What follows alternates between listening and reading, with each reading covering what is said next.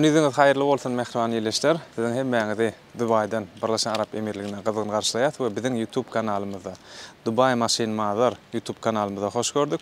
Bugünkü gepleşigimizde 2022-nji ýylda öndürilen Toyota Highlander kysymly awtolog barada görüň bereriz. Ýani bu awtologlaryň görnüşleri, näçe komplektasiýalary bar, bahalary, spesifikasiýasynyň ara tapawdy, nädip sargyd etmeli, nädip satyn almaly. Şoň ählisi barada şu gepleşigimizi görüň ederiz. Egerde bu kysymly awtolog size gyzykly bolsa, onda şu gepleşigimizi soňuna çenli görüň.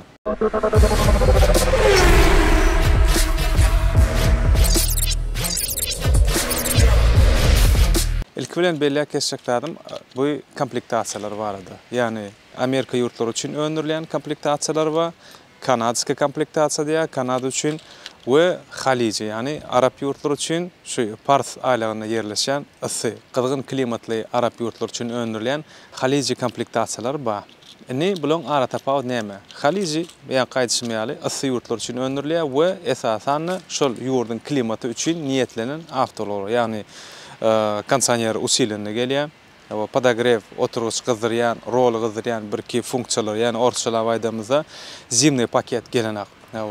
Kanadski komplektasiýa esasy aýratynlygy 2 kilometrde gelýär, zimny paket bar, oturuş gyzdyrýan, gapdal aýnany gyzdyrýan we rol gyzdyrýan hem funksiýalary gelýär. Amerikanski komplektasiýa näle? O da Amerika ýurtlary üçin, Amerikan klimaty hemmämiz bilýär.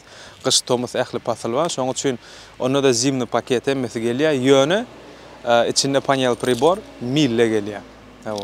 Şu esasan aýratynlyklary. Kuzowasyna, daş sypatyna ütkeşik bir aýratynlyk ýok. Bulan spesifikasiýalary barada. Esasy iki görnüşli dvigatel gelýär. Biri benzin, yani atmosfernik benzin, ikincisi gibridni. Benzin bolany adaty şu iki görýän awtologyň şular 6 silindr 3,5 litrde hataplamyzda benzin dvigatel we 2,5 gibridni dvigatel hem bar. Yani 2,5 benzin we şol sany tokly dvigatel amma ikisi otgoşukly işleýär. Yani gibridni dvigatel. Benzin dvigatel barada aýdamyzda bir näçe komplektasiýalary bar. Başlaýan bu L, LY, XLY, XSY, Limited we Platinum. Jemi 6 görnüşli komplektasiýasy bar. Gibridni dvigatellerde bilişimiz ýaly LY gibrid, XLY gibrid, Bronze Edition gibrid, Limited we Platinum gibrid. Amerika ýurtlary üçin gibridni 5 komplektasiýalary bar. Halici komplektasiýalar barada aýdamyzda esasan 2 komplektasiýa atylýar, JXR we VXR. Ondan aşary GLY 2,5 gibrid gelýär we Limited 2,5 gibrid gelýär. Komplektasiýalar bar aýdamyzda esasy şu görnüşler bazarda satylýar.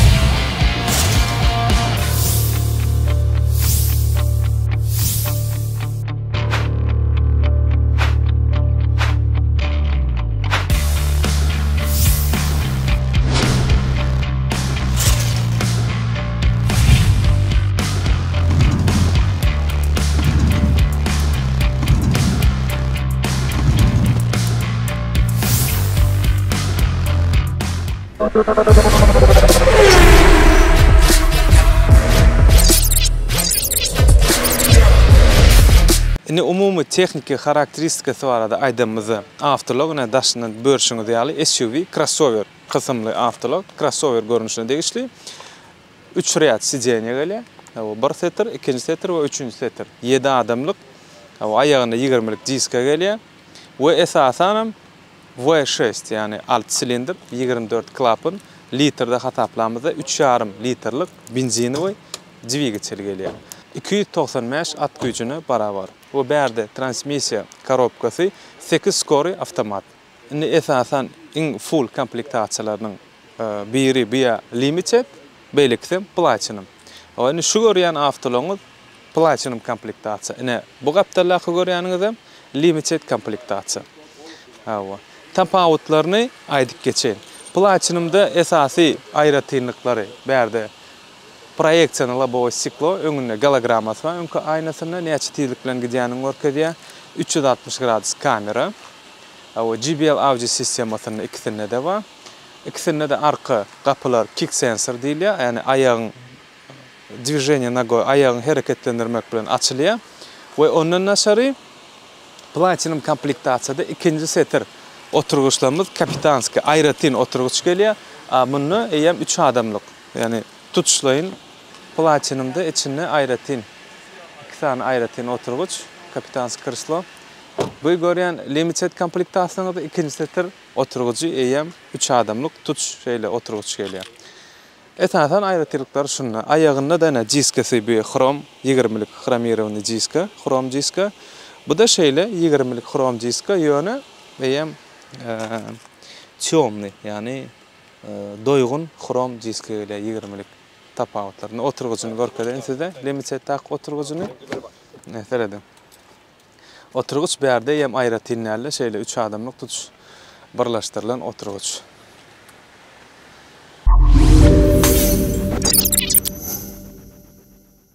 Enne esasy daşky kuzwa, daşky şekil barada aýdamyza 2 maşina bir meňdeş, üýtgeýän zady ýok. Diňe radiatoryny rişotka ştaýsyna birine kamera ýok, onda da kamera bar. Faralar hem şular ýaly, ene 2 lupol ýa-me. Faralar hem şular ýaly limited fara, lupoli aşagyny ýany. Bu farada edilşler ýaly. Üýtgeşik zady ýok. This comes original with the platinum. Yeah. Daş tıpatı limitedden platinumda üýtgeýän zat ýok. Üýtgeýä XSY Sportivny Edition ma, Extra Sport Edition ya, onu ýem öňündäki radiatoryny şotka üýtgeýä, diska üýtgeýä we LY'de birazrak tapawut edýär faralary. Limited platinumda herki bellek geçişmeýäli tapawutlary, eger daş tıpatyndan seredeňizde üýtgeş tapawut ýok. Platinumda bilip bolýan zady bärsine 360 kamerasy bar öňünde. Hawa. Faralary şowul fara, ikisem full Highlander'ın faralary. Tumankalary, öňündäki parking sensorlary bir hiljek diskatyna görýänmesen tapawut edýär we platinumda näştaýsyna molding. Side molding diýerler, näşe gapdaryna molding gelýär. Arka tarabam bir meňdeş. Indi bolsa her awtology aýratyn dollugyny size görüň berýän. Bu görýäniňiz ýene bir bellek geçek 2022-nji ýylyň 6-njy aýyny öndürilen yeri zborka Amerikan Birleşen Ştatlary we 3,5lik motor, 8 skor avtomat, platinum komplektasiya, 7 adamlyk üstü panorama, JBL audio sistema, 12,3 düýmlik uly ekran we öňünde gologramma we ikinji setir oturuşlar aýratyn, podogrev oturguçy gyzdyrýan, ikinji setir üçin hem oturguçy gyzdyrýan, rolu gyzdyrýan, aýnalary gyzdyrýan we 4 zonly, 4 zonaly klimat kontrol we arka gapy aýagyň hereketlendirmek bilen açylýar. En aňyr başy komplektasiya näşe? Maksimalny topowy komplektasiya näşe görşüňiz Highlander Platinum komplektasiya. Bu da fullowy, limited, emma bir-iki funksiýalary mundan pesrak gelýär, belki birleşmeli. Ne bolsa başlaýan. Öňkü faramyzda näşeler ýa lupaly gelýär, aşagyna ene DHO diýilýär, gündüz ýan çyrasy LED we Halij bilen Amerikankaň bir tapawudyny, Amerikankalar näştaýsy sary gelýändir. Inferýän bolsaňyz. Halij bolsa onu näştaýsy ak gelýär. Tumanka öňündäki bilişimiz ýaly öňkü parking sensorlaryna, parktronika we näştaýda adaptiwny cruise control, radar diýerler. Radary gelýär, 5 kamera, öňü 2 aýna aşagyna we arkada kamera we näştaýsyna 5 kamera. Hawa, ene gaptal aýaklary, aýagy 235-55, 20lik. Ýadyr görkezene 235-55, 20lik çömli chrom diska gelýär. Gaptalyny şular ýaljak moldingi bar. Biz ключевой достуp bar, ýani açar juýingde bolsa, şeýde eliň bilen elläňde açyp ýapyp bolýar. Gaptal aýnasy s повторителем поворотника, ýani gaptal поворотник ýakanda şu taýda işaret gaýtalanýar.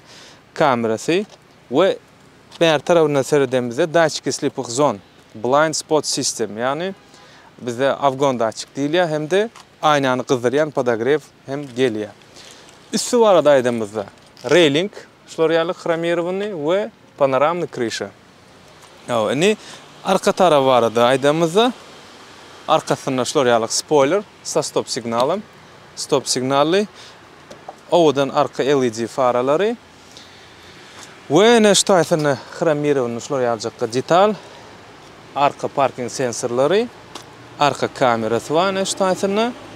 Ve ne helki diýişmeli ayaňy şeýdi hareketlendirmek bilen arka bagajyk açylýar. Ýöne belläk geçmeli zat.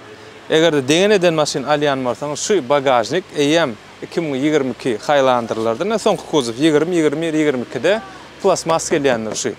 Arkasından degen bolsa şu demir hem del, alüminyum del, plasmas da, onu svarkalap da bezet bolan.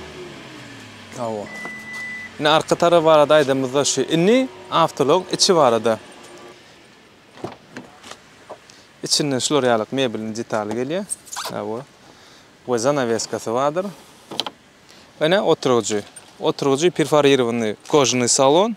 Ştaýt deşik dış koja diýerler ýa-da. Näde oturguç gyzdyrýan arka pasajer üçin. Oturguç gyzdyrýan we klimat kontrol. Hem de ştaýtyna iki USB razýom we zaryadniklary.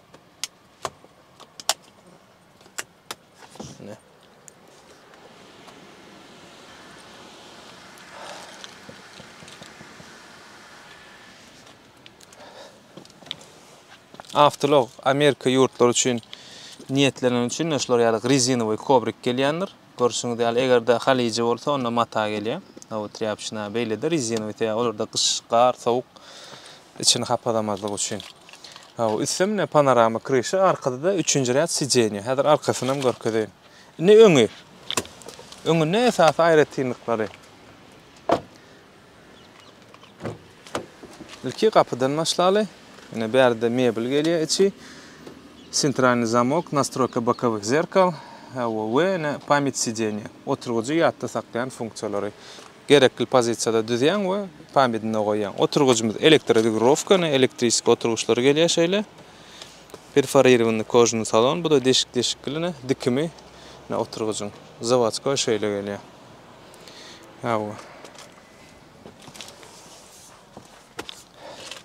Rolumuz kojany rol, multirol, cruise control, liniyada saklayan, öňkü avtolog bilen distansiýany saklayan funksiýalar hemmesi rolly bar. O rolun regulировкасы, ene şolar ýaly mehanik aşağı ýokary özüňe şolar ýaly ştaýdan nastroyka edilýär.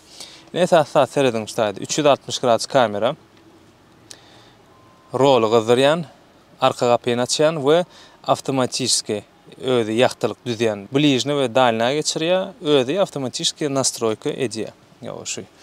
Berde ne görüşüňiz ýaly proyeksiýa lobowy stiklo, holograma diýär şuňa. Şu öňkü aynamyzda näçe tezlik bilen barýanyny görkezýär. We audio sistemasy JBL. Ýalňyşmasam 11 kolon kelýär. We ne esasy ýene bir aýratynlygy şu taýdaky ekranymyz uly monitor. Platinum komplektasiýada uly ekran gelýär, şolar ýaly limitedde kiçik ekran gelýär.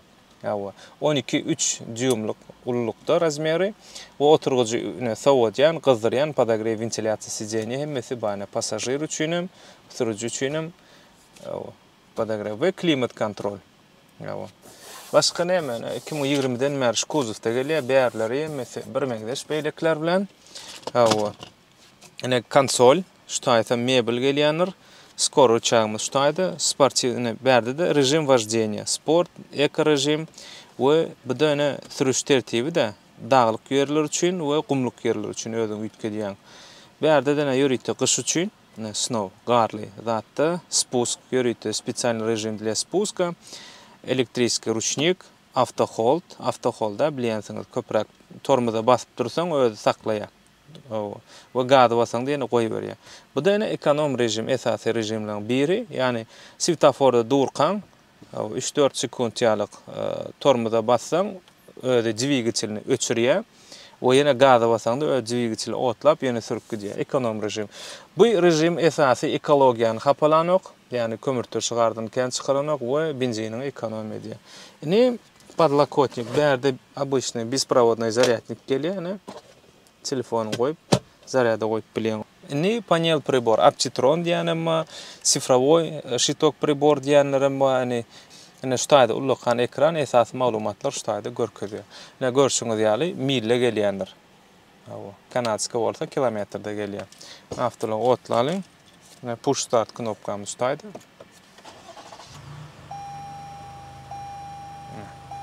Hayvandır. Esas malumatlarymyz el gaýdyşym şutayda gerekli malumatlaryň ählisi bar, özüň nastroyka edip berýän navigator. O telefon arkaly biriktirýän. Ne, полный привод, yani постоянный all-wheel drive modama 4WD-de işleýär avtolog. İda gaýdýas. Ne berde nastroykalar, liniyadan çıdıktan çıkmadyk üçin ýörüte assistent bar. O öňdäki maşin bilen samotarmajeniýa distansiýany saklayan, cruise kontrol adaptivny. Bu da датчики слепых зон, yani avgon datçik. Bu da kapılamızın açıklarını görkezýär. Esas şu inni besprovодной зарядning işleýişini görelim. Öne koýýas telefonumuzy. Näde? Zaryat berýär. Gördüňiz mi? Ekranımız var da aydınmızda bu touch screen. Şular ýaly sensorun ekrany gelýär. Hem berden kontrol edip bolýar, hem şu knopkalaryň üstünden kontrol edip bolýar. Ne esasy menümiz telefonu biriktirýän Apple CarPlay, Android Auto hemmesi bar. Bolly ine bersi var da aydymyzda berde näme? Sos knopka gelýär. Bu da ine panorama üstüni açýas. Обычный bilişimiz ýaly. O berde sonsuz защитный козырёк diye çıracak olan ýörüte bolly. Şular ýalap gelýändir. Indi limitçede görkezýän size.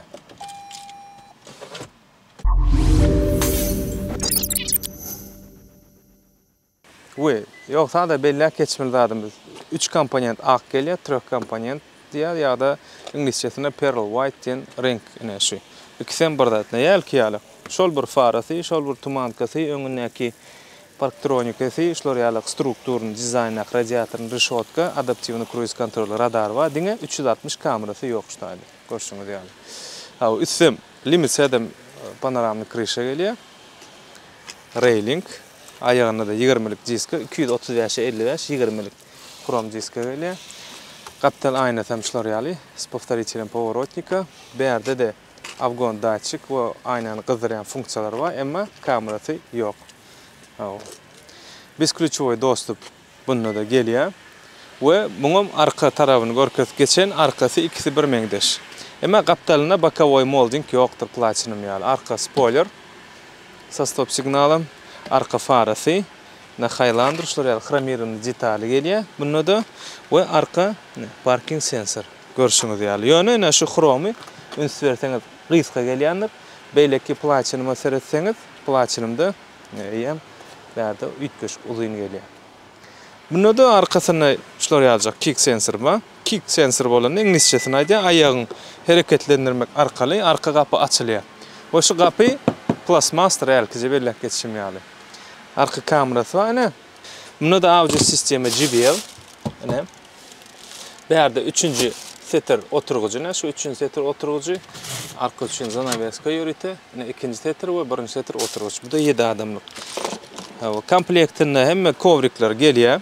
We zapaska, balon ключ, domkrat ne görşüňiz ýaly. Hemme zady domkratçygyna şutaýdydyr. Ene. Zapaska tekerem avtolog aşagyna. Bolly. Indi esasy gelin interieri içini görelim. Aýagyň hereketlenme arkaly ýapylýar. Bu da ne edir kapyny ýoşman açaýyn. İkinci rät oturgucu.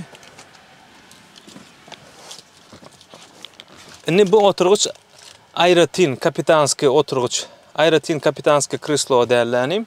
Şeýle tutuşlugyna şeýle splasnoy 3 adamlyk oturguç gelýär. Limited bilen platinum tapawy. Bärden arka oturgucu kızdıryan podograf sijeniyesi yok. Yöne bu da 4 zonal klimat kontrol. O 4 zonal klimat kontrol arka üçinem, arka pasajer üçün ayrıten özün klimatı düzýän. Edil bärde şolary 2 tane Type-C razyom telefonu zaryada goýmak üçin. Wene şolary aljak rozetkajygy bar. Awa. Bunda da ne Amerika ýurtlary üçin çykarlanýan rezinowy poliklar gelýändir. Awa. Üstü panorama görüşüňiz ýaly. Ne öňkü salonyny görelim. Edil platinum ýaly. Автоматически ayna gallaryan, настройка боковых зеркал ve память сиденья. Hemmesi bardır. Rolumuz kojun rol, multirol gelýär. Bärde de liniyada saklamak assistenti, öňkü avtolog bilen distansiýa saklamagy, adaptivny cruise kontrol, hemmesi bar. Wene bärde gelýän funksiýalar, arka bagaj açmak, avtomatiski ışıklandırmak we roli gyzdyrýan funksiýalary. Panel pribor görüşüňiz ýaly bärde de mille gelýär we kilometrde. Bu da Amerikanka. Eger kanatka bolsa diňe kilometrde gelýändir. O ýöne bärde görüşüňiz ýaly näşi, öňüne gologrammasy ýok. O bärde de audio sistemi JBL gelýär limited bolanlyk üçin we ene ekranymyz bellek geçişmeli kiçi ekran gelýär. Oturgucu gyzdyrýan, üfleýän funksiýalary bärde de bar. Näpdilogymyz ýaly bu da push start. Otlalyň.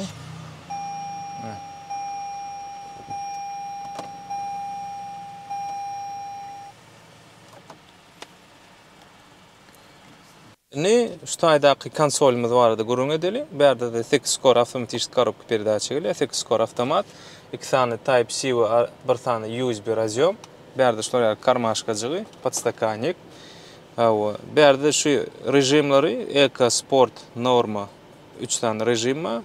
Gumlyk üçin we ýürüte sürüş tertibine daglyk ýerler üçin we gumlyk ýerler üçin elektriski ruchnik, auto hold, gyşky ýörüte garly rejim üçin spesial rejim для спуска, ýörüte ilme üçin öz niýetlenen rejimi we ne ekonom rejim diýse şunu bassaň özi svetoforda durgan dvigatel öçürip goşýar.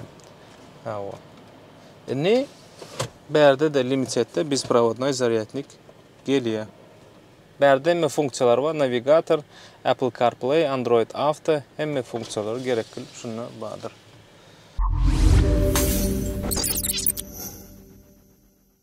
Eň gyzykly ýeri awtologlaryň bahasy. Bu sağ tarabyňyzdaky 2022-nji ýyly öndürilen Toyota Highlander Platinum komplektasiýa 3.5 motor iň aňyr baş flowy. Şu günkü günü, ýani 2022-nji ýylyň sentýabr aýyna biz şu videomda ýazgydjak. Şu günkü günü bazar bahalary, Dubaydaky bazar bahalary $67.000 $71.000 aralygyny bahasy.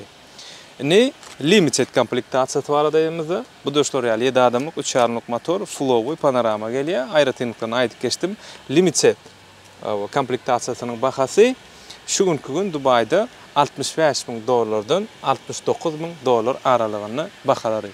We mundan naşary hibridni 2.5-lyk benzin hibridni gelýän GLE limited komplektasiýalar bar. Haliji bizde kän sorulmaýany üçin men kän bir onu video ýazgyp edip durmadym. Egerde size o da gyzykly bolsa, onu aşağıda kommentarda ýazyp galyň we eniki videolarymyzda ökmen size video ýazgyp edip düşündürüz.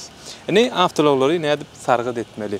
Iň birinji görnüşi özüňiz Dubaýa uçup gelýäňiz, awtology barlap, otlak görüp, ähli daşdypatyny içini funksiýalaryny dol görüp, halaňyzdan soň tölegini geçip, awtolog satyn alyp, gerekli eksport dokumentler aformlýar edip, ýurdumyza uradaýmaly. Dastavka möhleti şu günkü günne 15 gün töweregine dastavka edip bolýar ähli welaýatlara. Egerde ýurdun içinden bärik gelmeden sargyd etmek isteseňiz, onu biziň öz vekilimiz, ýani представителimiz bar. Nomerlaryny videoň aşagyna bellek galdyrys, jaňlaşyp, habarlaşyp, gelip awtologlar bar, dol maglumatlar alyp sargyd edip bilersiňiz. Indiki videolarymyzda haýsy awtologlary görmek isteseňiz, haýsy awtologlarymyz size gyzykly bolsa, onu aşağıda tesvirde, kommentarda bellep ýazyp galyryň. Bu biz başardığımızdan, wagtymyzyň mümkinçiligimiz boldugyny size ýörüte video ýazgy edip, olaryň komplektasiýalary, olaryň funksiýalary, olaryň bahalary barada aýratynlygy barada dolu görüň bereriz. We şu bilen şu gün kepleşigimizi geçirip gutarýarys. Egerde bu video gönüňizden turan bolsa onu like basmany unutmaň we biziň YouTube kanalymyza agza boluň. Ondan aşağı biziň TikTok sahypamyz, Instagram akkauntymyz aşağıda bellek galýar ýaz. Oňa da agda bolsaňyz, täze çykan awtolar barada biz mydama şu taýda habar berýäs. Siziň bilen Dubai kompaniýasy Maşin Mazar we bu men alyp barjysy Hayt Murat we ýene videolarymyzda görüşýänçek hoş sag bolun.